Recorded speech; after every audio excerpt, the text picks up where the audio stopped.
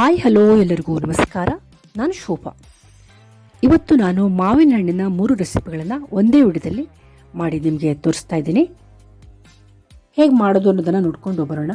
ಮಾವಿನ ಹಣ್ಣಿನ ಸಾಸಿವೆ, ಮಾವಿನ ಹಣ್ಣಿನ ನೀರುಗೊಜ್ಜು ಹಾಗೆ ಮಾವಿನ ಹಣ್ಣಿನ ರಸಾಯನವನ್ನು ಮಾಡಿ ತೋರಿಸ್ತಾ ಇದ್ದೀನಿ. ನೋಡಿಕೊಂಡು ಬರೋಣ. ಮೊದಲು ನಾನಿಲ್ಲಿ ಸಾಸಿವೆಯನ್ನು ಮಾಡ್ತಾ ಇದ್ದೀನಿ. ಮಾವಿನ ಹಣ್ಣಿನ ಸಾಸಿವೆ ಹುಳಿ ಮತ್ತು ಸ್ವೀಟ್ ಮಿಶ್ರಿತವಾಗಿರುವ ಒಂದು ಮಾವಿನ ಹಣ್ಣನ್ನು ತೆಗೆದುಕೊಂಡಿದ್ದೀನಿ. ನೋಡಿ, ಇಲ್ಲಿ ಕಾಣಿಸ್ತಾ ಇದೆ. ಅನ್ನ ಜೊತೆ ಕಲಿಸ್ಕೊಂಡು ಊಟ ಮಾಡೋಕ್ಕೆ ಫಸ್ಟ್ ಕ್ಲಾಸ್ ಟೇಸ್ಟ್ ಆಗಿರುತ್ತೆ ಈ ಮಾವಿನ ಹಣ್ಣಿನ ಸಾಸಿವೆ. ಒಂದು ಮಾವಿನ ಹಣ್ಣಿನ ಸಿಪ್ಪೆಯನ್ನು ತೆಗೆದಾಯಿತು. ಕ್ಲೀನಾಗಿ ಅದರ ರಸರವನ್ನು ಕೈಯಲ್ಲಿ ಹಿಂಡಿ ಒಂದು ಕಡೆ ಪಾತ್ರೆಯಲ್ಲಿ ಇಟ್ಟಿದ್ದೀನಿ. ಹಸಿ ತೆಂಗಿನ ತುರಿ 1 ಬೌಲ್, ಕೊತ್ತಂಬರಿ ಅರ್ಧ ಸ್ಪೂನ್, 1/4 ಸ್ಪೂನ್ ಸಾಸಿವೆ, 3/4 ಸ್ಪೂನ್ ಆಗುವಷ್ಟು ಎಳ್ಳನ್ನು ಹಾಕಿದ್ದೀನಿ. ಕೊತ್ತಂಬರಿ, ಸಾಸಿವೆ, ಎಳ್ಳು, ಅರಿಶಿನ ಪೌಡ್ರ್ 1/4 ಸ್ಪೂನ್, 1 ಹಸಿಮೆಣಸು. ನೋಡಿ, ಇಲ್ಲಿ ಕಾಣಿಸ್ತಾ ಇದೆ. ಫ್ರೆಶ್ ಆಗಿರೋ ತೆಂಗಿನ ತುರಿ ಆಗಿರಬೇಕಾಗುತ್ತೆ ಸಾಸಿವೆಯನ್ನು ಮಾಡೋಕ್ಕೆ. ಮಿಕ್ಸಿ ಜಾರಿಗೆ ಹಾಕ್ತೀನಿ. ಸ್ವಲ್ಪ ನೀರನ್ನು ಹಾಕಿ ಫೈನಾಗಿ ಗ್ರೈಂಡ್ ಮಾಡ್ಕೊತೀನಿ. ಮಾವಿನ ಹಣ್ಣಿನ ರಸ, ಹುಳಿ ಮತ್ತು ಸ್ವೀಟ್ ಮಾವಿನ ಹಣ್ಣಿನ ರಸ ಒಂದು ಕಡೆ ಇರಲಿ. ಫೈನಾಗಿ ಗ್ರೈಂಡ್ ಮಾಡ್ತೀನಿ. ಈಗ ಗ್ರೈಂಡ್ ಮಾಡಿರೋದನ್ನು ನಾನೀಗ ಮಾವಿನ ಹಣ್ಣಿನ ಈ ರಸಕ್ಕೆ ಹಾಕ್ತಾಯಿದ್ದೀನಿ. ಈ ಒರಟೆಯನ್ನು ಕೂಡ ಬೇಕಾದರೆ ಇಡ್ಬೋದು. ಇದಕ್ಕೀಗ ಹಾಕಾಯಿತು ರುಬ್ಬಿರೋದನ್ನು. ಇದಕ್ಕೆ ನಾನು ಸ್ವಲ್ಪ ನೀರನ್ನು ಹಾಕ್ತೀನಿ.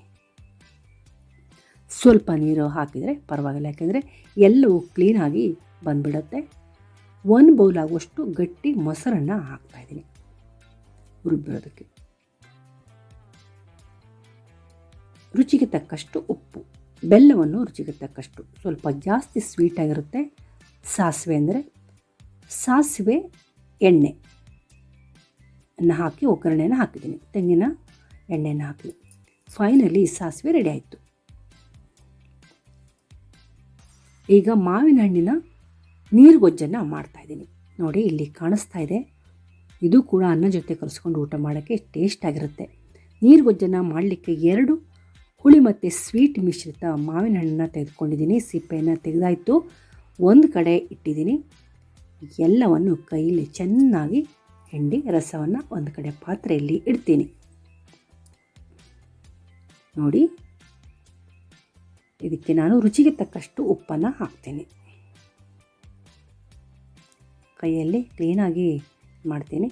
ಹುಳಿ ಮತ್ತು ಸ್ವೀಟ್ ಎರಡೂ ಕೂಡ ಇದೆ ಈ ಮಾವಿನ ಹಣ್ಣಲ್ಲಿ. ಜಾಸ್ತಿ ಸ್ವೀಟಿಂದ ಮಾಡಿರಿದ್ರೆ ಇದು ಅನ್ನ ಜೊತೆ ಕಲಿಸ್ಕೊಂಡು ಊಟ ಮಾಡೋಕ್ಕೆ ಅಷ್ಟು ಚೆನ್ನಾಗಾಗಲ್ಲ. ಆ ಕಾರಣಕ್ಕಾಗಿ ಸ್ವಲ್ಪ ನೀರನ್ನು ಹಾಕಾಯಿತು. ನೋಡಿ, 2 ಮಾವಿನ ಹಣ್ಣನ್ನು ತೆಗೆದುಕೊಂಡು ಕ್ಲೀನಾಗಿ ಇಲ್ಲಿ ತೊಳೆದು ರಸವನ್ನು ಸ್ವಲ್ಪ ನೀರನ್ನು ಹಾಕಿ ಇಟ್ಟಿದ್ದೀನಿ. ಉಪ್ಪನ್ನು ಕೂಡ ರುಚಿಗೆ ತಕ್ಕಷ್ಟು ಹಾಕಿದ್ದೀನಿ. ಇರಲಿ. ಈಗ ಬೆಲ್ಲವನ್ನು ಹಾಕ್ತಿದ್ದೀನಿ. ಇದು ಮಾವಿನ ಹಣ್ಣಿನ ನೀರುಗೊಜ್ಜು. ಅದು ಇದಕ್ಕೆ ಕಾಯನ್ನು ರುಬ್ಬಿ ಹಾಕಲ್ಲ. ನೋಡಿ, ತುಂಬ ಈಸಿ. ಇದನ್ನು ಕೂಡ ಯಾರು ಬೇಕಾದರೂ ಮಾಡ್ಬೋದು. ಇದಕ್ಕೆ ಒಂದು ಒಗ್ಗರಣೆಯನ್ನು ಹಾಕಿದರೆ ಆಯಿತು. ತೆಂಗಿನ ಎಣ್ಣೆ 2 ಸ್ಪೂನ್, ಸ್ವಲ್ಪ ಎಣ್ಣೆ ಸ್ವಲ್ಪ ಜಾಸ್ತಿ ಬೇಕು. ಸೂಜಿ ಮೆಣಸು ಕೂಡ ನುರಿದಿದ್ದೀನಿ. ಒಂದು ಹಸಿಮೆಣಸನ್ನು ಕೂಡ ಇಟ್ಕೊಂಡಿದ್ದೀನಿ. ಒಣಮೆಣಸನ್ನು ಕೂಡ ಇಟ್ಕೊಂಡಿದ್ದೀನಿ. ಎಣ್ಣೆ, ಸಾಸಿವೆ, ಎಣ್ಣೆ 2 ಸ್ಪೂನ್, ತೆಂಗಿನ ಎಣ್ಣೆ, ಹಸಿಮೆಣಸು, ಒಣಮೆಣಸು.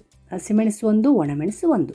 ನೋಡಿ, ಈ ಮಾವಿನ ಹಣ್ಣಿನ ನೀರುಗೊಜ್ಜು, ಸ್ವೀಟ್ ನೀರುಗೊಜ್ಜು ಅನ್ನ ಜೊತೆ ಫಸ್ಟ್ ಕ್ಲಾಸ್ ಟೇಸ್ಟ್. ಸ್ವಲ್ಪ ಇಂಗನ್ನು ಕೂಡ ಹಾಕಿದ್ದೀನಿ. ಕರಿಬೇವನ್ನು ಕೂಡ ಹಾಕ್ತಾಯಿದ್ದೀನಿ. ಇದರಲ್ಲಿ ಒಗ್ಗರಣೆದೇ ಮೇನ್ ಆಗಿರುತ್ತೆ ಮಾವಿನ ಹಣ್ಣಿನ ನೀರುಗೊಜ್ಜಲ್ಲಿ. ಇವ್ರು ನೋಡ್ತಾ ಇದ್ರೆ ನನಗೆ ಬಾಯಲ್ಲಿ ನೀರು ಬರ್ತಾ ಇದೆ. ನೋಡಿ, ನಾನು ರುಬ್ಬಿರುವ ಸ್ವಲ್ಪ ಸೂಜಿ ಮೆಣಸನ್ನು ಡೈರೆಕ್ಟಾಗಿ ಹಾಗೆ ಹಾಕಿದ್ದೀನಿ. ಅಂದರೆ ಸ್ಮೆಲ್ ಚೆನ್ನಾಗಿ ಬರಲಿ.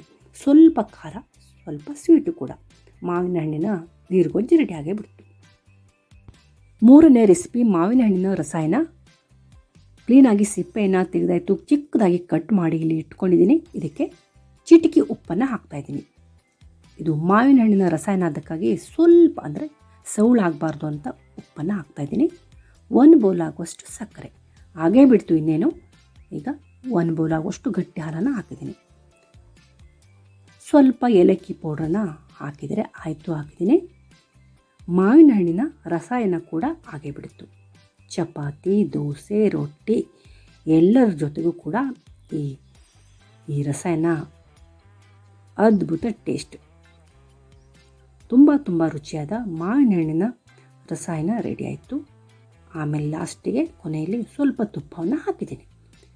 ಇನ್ನೇನು ತುಪ್ಪವನ್ನು ಹಾಕಿದರೆ ಕೇಳಬೇಕೆ, ಫಸ್ಟ್ ಕ್ಲಾಸ್ ಟೇಸ್ಟ್. ಅದ್ಭುತ ರುಚಿ ಎನಿಸುವ ಮಾವಿನ ಹಣ್ಣಿನ ರಸಾಯನ, ಮಾವಿನ ಹಣ್ಣಿನ ಸಾಸಿವೆ, ಮಾವಿನ ಹಣ್ಣಿನ ನೀರ್ಗೊಜ್ಜು ಎಲ್ಲವನ್ನು ಒಂದೇ ವಿಡಿಯೋದಲ್ಲಿ ನೋಡಾಯಿತು. ಈ ವಿಡಿಯೋ ನಿಮಗೆ ಇಷ್ಟ ಆದರೆ ಲೈಕ್ ಮಾಡಿ, ಶೇರ್ ಮಾಡಿ, ಸಬ್ಸ್ಕ್ರೈಬ್ ಮಾಡ್ದೇ ಯಾರೆಲ್ಲ ನನ್ನ ವಿಡಿಯೋನ ನೋಡ್ತೀರಾ ಸಬ್ಸ್ಕ್ರೈಬ್ ಮಾಡಿಕೊಂಡು ಸಪೋರ್ಟ್ ಮಾಡಿ. ಕೊನೆಯಲ್ಲಿ ಇಲ್ಲಿ ಕಾಣಿಸ್ತಾ ಇರೋದು ಆಕಳು, ನಮ್ಮ ಮನೆ ಹತ್ತಿರ ಬರೋ ಆಕಳು ಇದು. ಇದಕ್ಕೆ ತಿಂಡಿ ತಿನಿಸು ಎಲ್ಲವನ್ನು ಕೊಡ್ತೀನಿ.